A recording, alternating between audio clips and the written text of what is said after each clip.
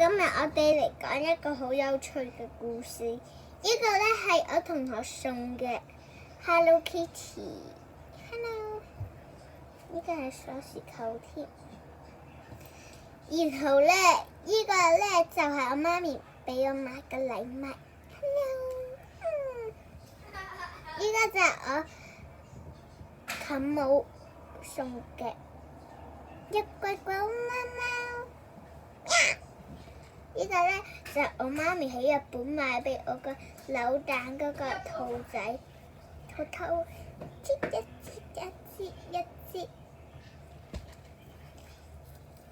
然後我哋而家嚟講一個故事，係關於交朋友嘅呢件事。愛玲媽，叮我想交個朋友。前面有一個朋友。你好，我可唔可以同你做朋友啊？可以啊。咁我哋而家去邊度啊？因為我哋講你個名叫咩名啊？我名叫 Hello Kitty， 你呢？我個名叫小兔兔啊。好啊，咁我哋而家繼續去交朋友，不過我哋坐一陣先。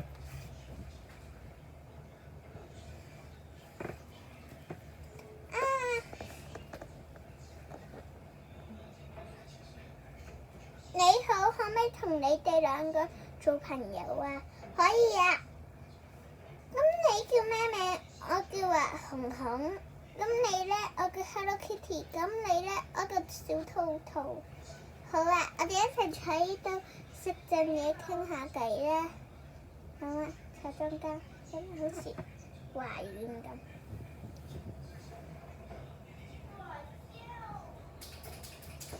我去交多啲朋友。你好，可唔可以同你做朋友啊？可以啊。咁你叫咩名啊？我叫玉桂狗。咁我哋一齊去玩。我仲有兩個朋友，我哋一齊嘗試交朋友。你好，我哋一齊我加咗一個朋友俾你哋認識一下，你哋願唔願意做佢嘅好朋友？願意。咁佢叫咩名？佢呢叫玉桂狗。今日視頻去到呢度，我哋就講再見啦。